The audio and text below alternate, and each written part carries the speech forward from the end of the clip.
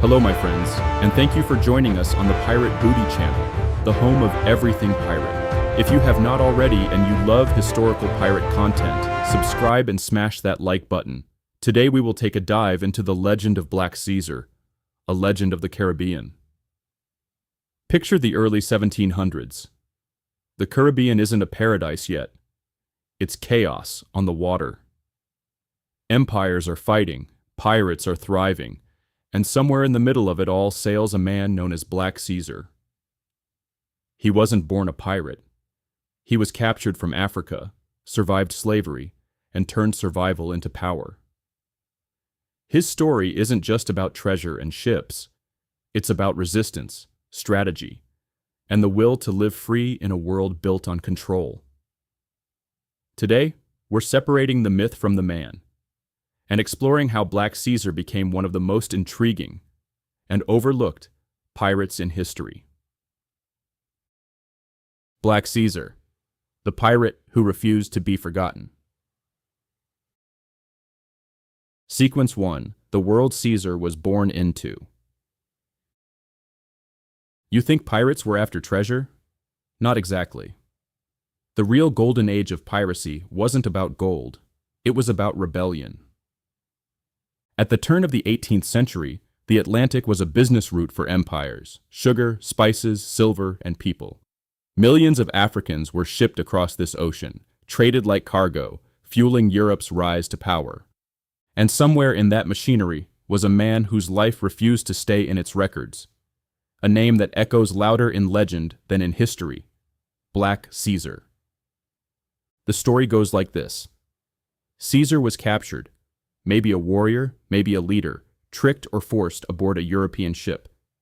He expected diplomacy. He got chains. Below deck, packed among hundreds of others, he entered the nightmare known as the Middle Passage. Weeks of darkness, disease, and death.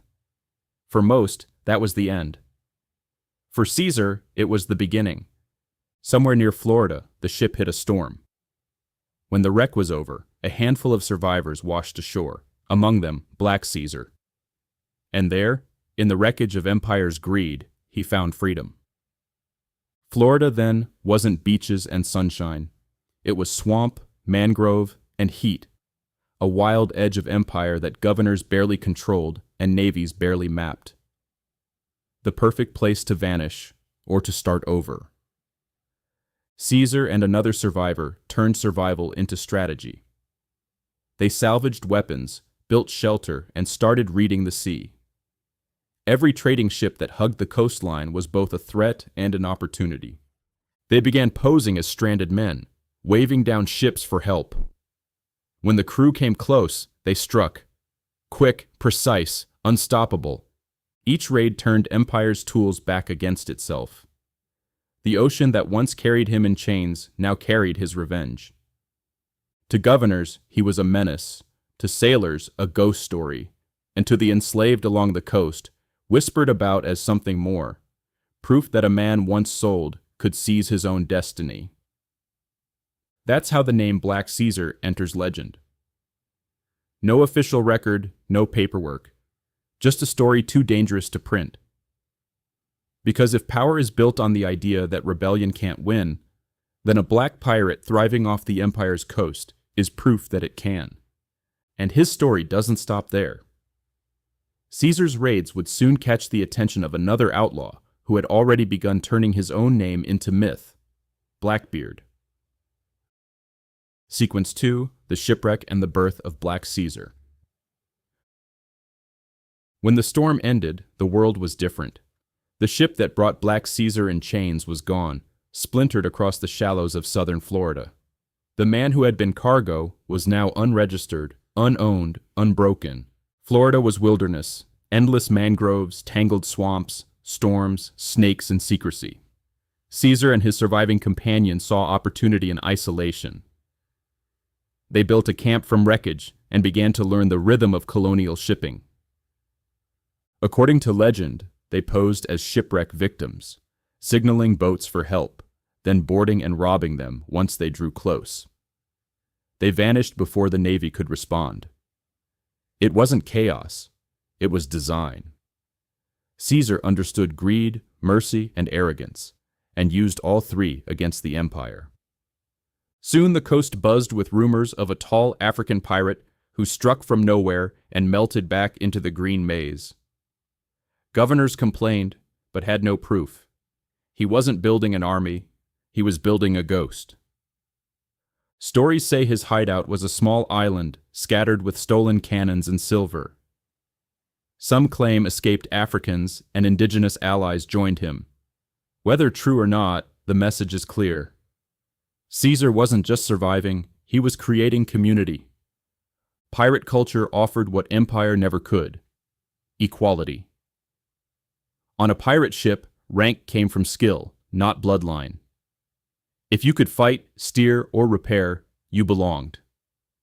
For Caesar, every raid was arithmetic, revenge balancing the ledger. If empires measured worth in cargo, he was rewriting the math. And as his legend grew, so did the reach of his rebellion. The British, Spanish, and French all saw piracy as a shared threat. What they truly feared was its politics, equality spreading like fire. Reports of Caesar's exploits reached Nassau, a rough port that had become the headquarters of a new, dangerous idea: the Pirate Republic. Among those listening, there was an Englishman building his own legend, Edward Teach, better known as Blackbeard. When Caesar and Teach finally crossed paths, piracy outgrew survival and became spectacle. Sequence 3: The Rise, Piracy as Rebellion. By the early 17-teens, the Caribbean was caught between exhaustion and opportunity. European wars had ended, leaving thousands of sailors jobless. Out of work and out of patience, they reinvented themselves as outlaws. These weren't movie villains. They were the unemployed and enslaved turning poverty into power.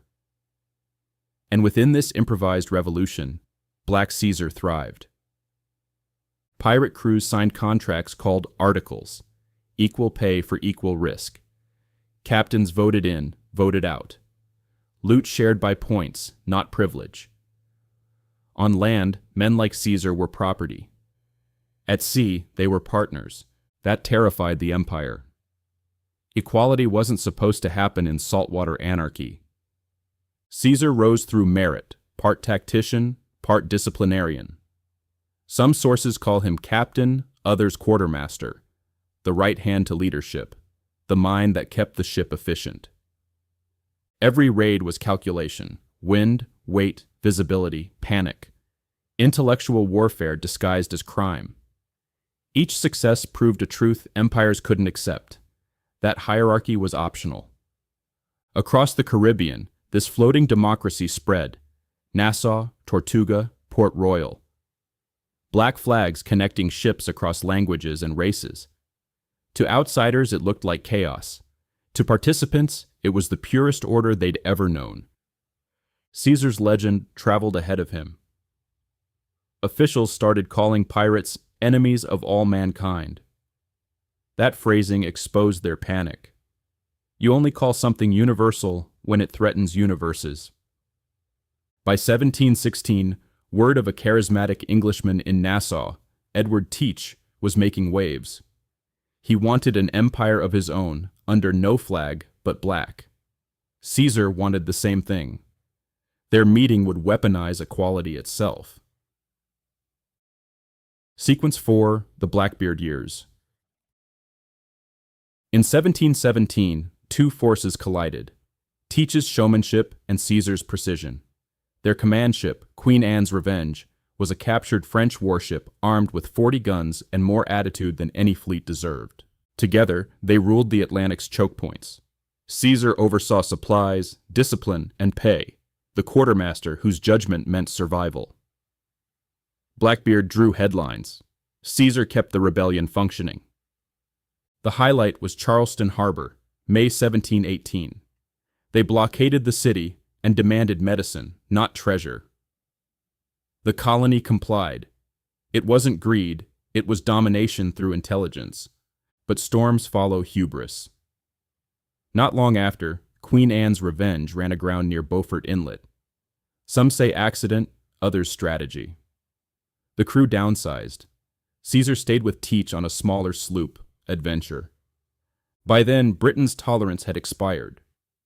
Governor Spotswood of Virginia ordered Lieutenant Robert Maynard to hunt the pirates to extinction. Late November 1718, the trap closed at Ocracoke Island. Cannons, smoke, sword fights in waist-deep water. Blackbeard went down in legends of blood and fire.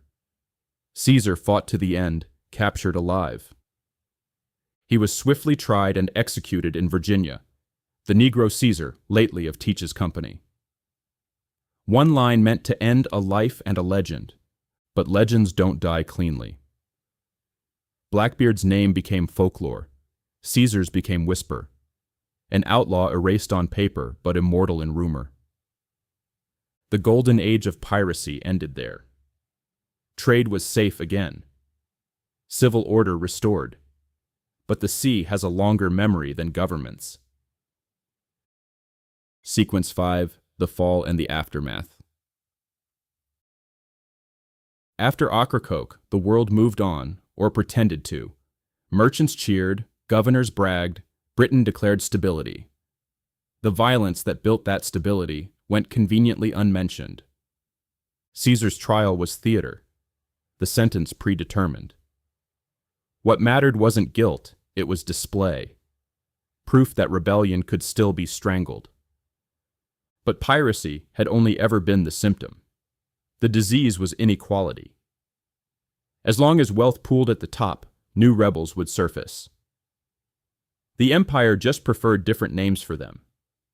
When Blackbeard's head decorated a pike, the message was obedience through spectacle. Caesar's death carried the same script under a bolder headline: Black freedom punished in public. Royal fleets swept the Caribbean, wiping out what was left of the pirate republic. But resistance migrated inland, to marooned communities of escaped slaves, to secret villages among the mangroves. Power can chase ships. It struggles with shadows. Florida's landscape still holds traces. Caesar's Creek, Caesar's Rock, geography muttering stories the empire tried to bury. Legend says his treasure sleeps in a cave. Truth says his defiance never stopped moving. Every suppression becomes justification for the next revolt. The pirates were gone, but the idea of living equal without permission had already gone viral. Sequence 6, The Silence, erased but never gone. History says that after 1718, nothing. The archives go blank. That's deliberate. Empires document loyalty, not disobedience. Black Caesar's story embarrassed both. A black man commanding white sailors disrupted the narrative so neatly written for Europe's conscience. The clerks didn't forget, they deleted. But erasure works only on paper. Oral memory kept breathing. Along coasts and islands, sailors told of Caesar's ghost guarding his hoard, of lanterns gliding through fog where none should be. Every retelling kept his name alive. Folklore grows where evidence is forbidden. Maroon songs, work chants, local place names. They're the underground archive of the Atlantic. And inside that archive, Caesar evolved from man to symbol. Caesar became code for anyone who refused to bend. Maps still repeat his name. You don't name a landmark after empty air. Each repetition is a quiet rebellion against amnesia. Over time, scholars returned to the myth and found something uncomfortable, a story that refused to resolve. Was he villain, hero, fabrication? The answer depends on who's asking. That's how resistance works. It stays unpredictable. The silence after Caesar wasn't the end. It was the incubation period for an idea the Atlantic would unleash again. Freedom without authorization. Sequence 7, The Legacy, What Freedom Looks Like. 300 years later, Black Caesar's name still lingers. Tiny echoes in place names, pop culture, and reclaimed history projects. You might hear it in a hip-hop verse or see it on a tourist map. stripped of context but still alive. The fact that it exists at all means the erasure failed. What Caesar proved, even without intending to, was that freedom can be improvised. The maroon settlements that followed his time, the free communities in Jamaica, the Bahamas, and South America, ran on the same rules of pirate decks: mutual protection, equal voice, shared risk. When Haitians rose in revolution decades later, they echoed those same rhythms. Equality wasn't theory anymore. It had lived once at sea. Pirates weren't saints, but for a brief moment they modeled a world more balanced than the one that condemned them. And Black Caesar, the man who started as property and ended as commander, stands at the heart of that contradiction. Freedom is messy. It's rarely lawful. It's often violent. But it's real only when claimed. Caesar claimed it wave by wave. Every person who refuses to be defined by systems built to erase them inherits a fraction of his legacy. Every new act of defiance is another Black Flag moment born from his memory. Black Caesar didn't write his story down. He didn't need to. The ocean wrote it for him, on tides, on rumor, on survival. Freedom has never been permanent, but it's always possible. And that, more than any buried treasure, is what he left behind.